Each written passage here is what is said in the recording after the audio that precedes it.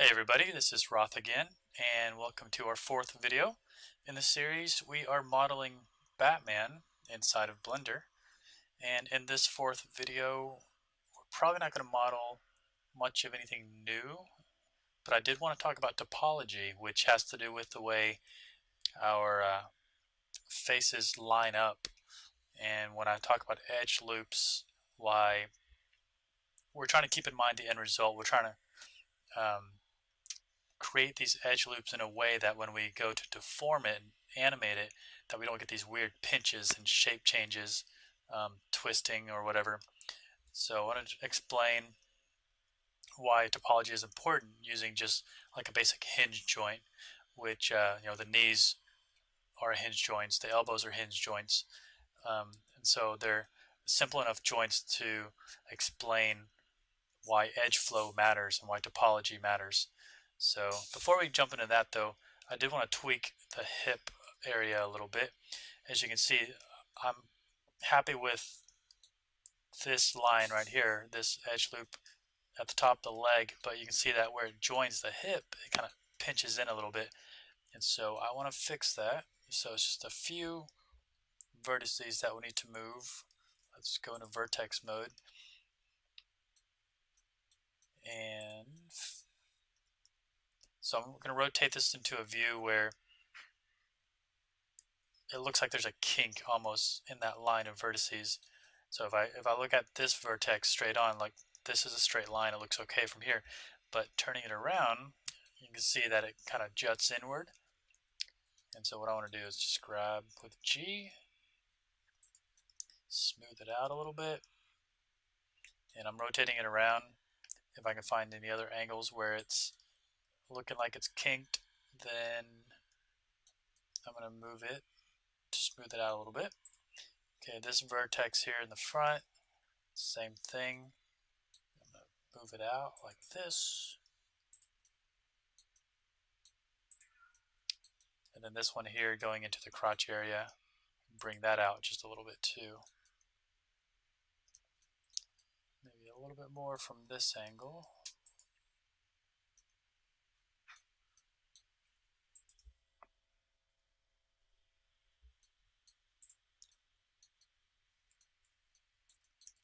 Alright, now the rear area, I'm going to switch back to my right view. And you can see that it didn't quite line up with our reference image. And these series of vertices right here are actually what comes out the most and is what's going to follow the contour of our reference image. So I'm actually going to grab this one first, move that out, and then the two above it, push that out a little bit as well. And then these two right here along the center, now I can move these forward. So I'm going to grab the G, lock it into the y-axis, and just bring it forward a little bit just to round out the rear portion of his bum here. Okay, still not happy with this vertex. I'm going to move it out a little bit more.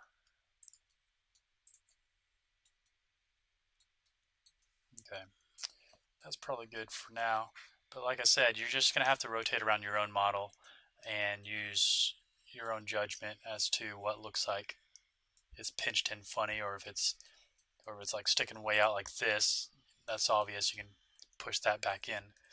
But okay, I'm pretty happy with the way my hip area looks now. I'm gonna look at the knees here next. Now, we did this funny thing with the 3 loops around the knee, but I kind of actually did it reversed or backwards from the way that I should have. But before we work on that area, I want to explain the way the hinge joint topology works. And we're going to do that just using cylinders to simplify the way it looks. Alright, so this next part, you don't have to follow along. I've actually prepared some cylinders, configured the loop cuts to different ways that I want to show y'all. And then I placed it on a different layer right here. Okay, so there's my cylinder, and I've got a couple of bones going through the middle to deform it. So let me show you. Here's the first cylinder. it's just got a single loop cut in the middle where it's going to bend. So I'm going to select the bone and go into its pose mode. So from the right view, if I move the bone, you can see how it flexes the cylinder, but look what it's doing to that middle loop cut. It shrinks and it looks funny. It doesn't look anywhere close to realistic. Even if you're going for something cartoony, this still doesn't look good the way that middle loop shrinks down like that when I bend it. And the farther I go, the more skinny it gets. So that's not what we're going for.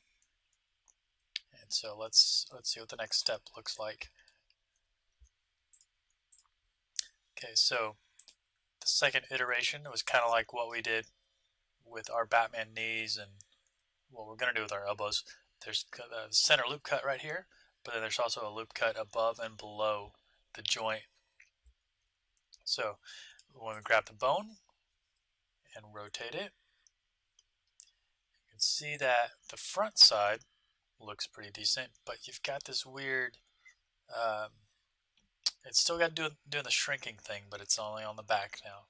So what we have to do is get rid of these vertices that are in the back, like the ones that are causing it to dip in. And I think my next cylinder is set up to do that.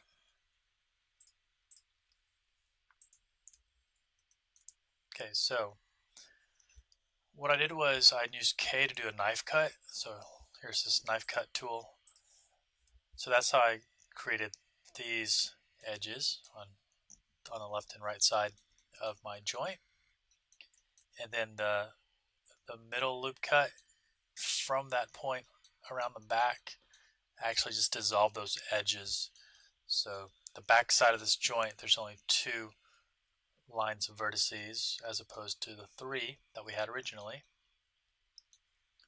So when I flex this joint, you'll see that the back doesn't pinch in like before. Now, I can only go so far before the polygons kind of cross each other. And to fix that, we actually just move the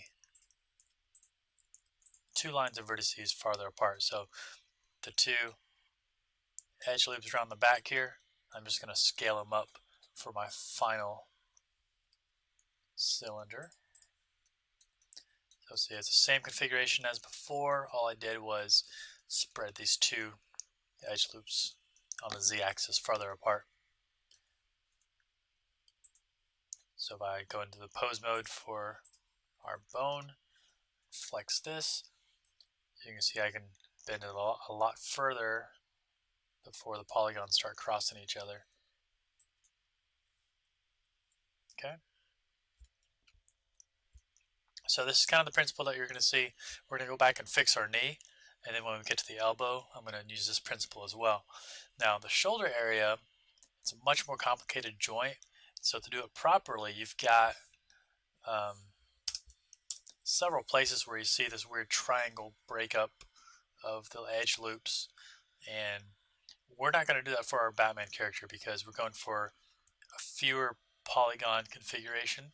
We're going to minimize the number of faces that we're using, so we can't really afford to put in all the correct edge loops and edge flows that'll allow these triangles for the shoulder anyway. So in the end, our shoulders are going to pinch funny a little bit, but we're not going for perfection in this video series. I'm just going through and showing you the different tools and kind of the basic process of creating a character all the way through.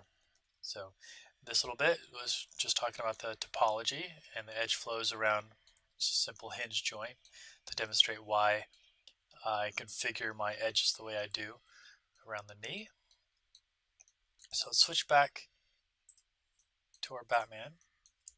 So my knee here, I'm gonna just take these back 3 vertices, and if I do a Shift V, then I can edge slide them up a little bit. And then the 3 here that are below the knee joint, Shift V and slide those down just a little. not too far, because we still want that calf sticking out to be more prominent. Okay, so now we're going to use our knife cut tool. Like I mentioned before, it's K to activate it. And so around the front of our knee, we've got the middle line coming through. And here's where the bend of the knee occurs. So it's going to be from here to here to here. And if I press enter, it locks in those new cuts. Okay, so around the other side of the knee, I'm going to do the same thing. Let's see. So this is going to be the point where it splits off. So from my knife cut's going to go from here to here to here. Enter. Okay. Now I'm going to select these edges to be gotten rid of. And so I've got them selected. I press X, and I'm going to do dissolve edges. That should be good. I don't have any bones set up on the Batman yet, so I can't test this out, but hopefully when we put bones to the model and bend the knee, it won't flex too weird. Alright, so that's going to be it for this video. In the next video, we'll start on the arms. We're going to do a quick simple shoulder, and we're going to focus primarily on getting the arms and the elbow joints set up, and also preparing the end of the arm to do the hands, which you can do a whole video series on just hands by itself. So that's going to be fun. Hands are 2 videos from now. The next video is just going to be arms. I'll see you guys then.